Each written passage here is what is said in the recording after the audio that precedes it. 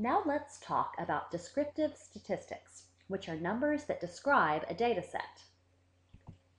The first type of descriptive statistic is frequency. The frequency refers to the number of times something occurs. Frequencies are often used to describe nominal variables. For example, we could say that there are 50 boys and 50 girls in the sample. As another example, we might report the number of people who generally agreed with a statement, as reflected in answers of strongly agree or agree, and the number who generally did not agree, as reflected in answers of neutral, disagree, or strongly disagree. Note that percentage is related to frequency, as it is the frequency of some response or category divided by the total sample size or group size. For example, girls made up 50% of the class, or among new teachers, 75% strongly agreed or agreed. The next set of descriptive statistics includes measures of central tendency. These are numbers that represent a typical score for a data set. Thus, they provide a way to meaningfully describe a data set with a single number. The three most common measures of central tendency are the mean, median, and mode. The mean is appropriate for describing interval or ratio data. The median is appropriate for describing ordinal data. And the mode is appropriate for describing nominal data. The mean is the most commonly used measure of central tendency. To calculate the mean, all the scores are summed and then divided by the number of participants. For example, if we have 4 participants who scored 100, 95, 80, and 70 on a test, we would sum these scores to get 345. Then, we divide this sum by the number of participants, in this case 4, and the result is the mean, 86.25. Note that we usually report numbers to only 2 decimal places. The median is the midpoint in a distribution. 50% of the scores are above the median, and 50% of the scores are below the median. To calculate the median, list all scores in order of value. If the total number of scores is odd, the median is the middle score. If the total number of scores is even, the median is halfway between the 2 middle scores. For example, if we have 7 participants with scores ranging from 10 to 80, we would order the data numerically and then determine the middle score. In this case, participant number 6's score of 30. In contrast, if we have 8 participants, we would still order the data numerically, but there is no middle score because there are an even number of participants. Instead, the median is a value halfway between the 2 middle values. In this case, participant 6 and participant 4 are the 2 middle values, and we add their values, 30 and 40, together and take the average, 35. This is the median value for this data set, even though none of the participants actually scored 35 on the test. 50% of participants' scores fall below 35, and 50% fall above 35. The mode is the most frequently occurring score in a distribution. The mode is established by looking at a set of scores or at a graph of scores and determining which score occurs most frequently. The mode is of limited value, as one rarely needs to know what the most common score was. However, it may be appropriate for nominal data, as it could be helpful to know the most common demographic characteristics of a sample. So how do you decide among the measures of central tendency?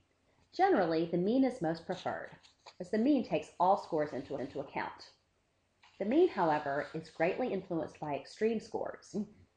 When there are extreme scores present in a distribution, the median may be a better measure of central tendency. Now let's talk about measures of variability. Whereas measures of central tendency give the most typical or the middle score for a group, measures of variability provide an index of the degree of spread in a distribution of scores. The degree of variability in a data set is critical to examine and report because some distributions may be different, yet still have the same mean or median. For example, in one data set, the scores might be clustered very tightly around the mean, indicating little variability. That is, most participants scored close to or at the mean. In another data set with the same mean, the scores might be very spread out, indicating much variability. One measure of variability is called the variance. This is the total amount of spread among a set of scores. The formula for the variance of a sample may look complex, but it is fairly simple. To calculate the variance, subtract each score, x1, from the group mean, x, and square the difference. Add these sums of squares together, represented by the Greek letter sigma, and divide by the number of scores, n minus 1. The variance is mostly useful for calculating the next measure of variability, which is the standard deviation. This is the square root of the variance. It is used with interval and ratio data and, with the mean, can summarize a data set very well. Note that the standard deviation is abbreviated SD. As discussed in the presentation on graphing, all data can be plotted in a frequency distribution. The distribution thought to underlie people's scores or placement on most psychosocial variables is the normal distribution, or bell curve. The idea is that most people are average and are in the middle of the curve, whereas some people are above or below average and are at the upper and lower limits of the curve. If a variable is normally distributed, several things are true about the distribution. 50% of scores are above the mean, and 50% are below the mean, and the mean, median, and mode have the same value. Furthermore, in a normal distribution, 34.13% of the scores fall between the mean and one standard deviation above the mean, and 34.13% of scores fall between the mean and one standard deviation below the mean. 68.26% of the scores fall within one standard deviation of the mean, and over 99% of the scores fall within 3 standard deviations above and below the mean. This graph illustrates the same concept.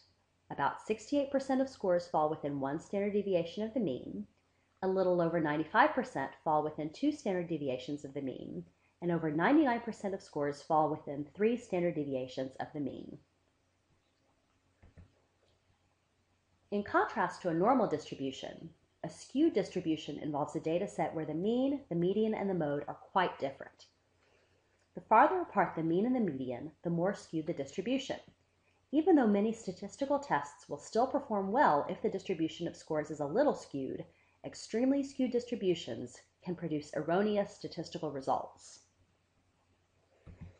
Here is an example of an extremely skewed distribution. The very low scores on the left side of the x-axis would decrease the mean substantially. If your frequency distribution looks like this, consider using the median rather than the mean. Whereas a normal distribution has a single mode equal to the mean and the median, a bimodal distribution has 2 modes. Although this might not matter much if the 2 modes are very close together, it is problematic when the modes are far apart, as the mean would not be a good representation of the sample's typical score. Here, the mean would be in the middle of the 2 humps, but note that almost no participants actually scored in the middle. Thus, the mean is definitely inappropriate to represent this data set. It might be better to treat this variable as a dichotomous variable and categorize participants as high, falling under the curve to the right, or low, falling under the curve to the left.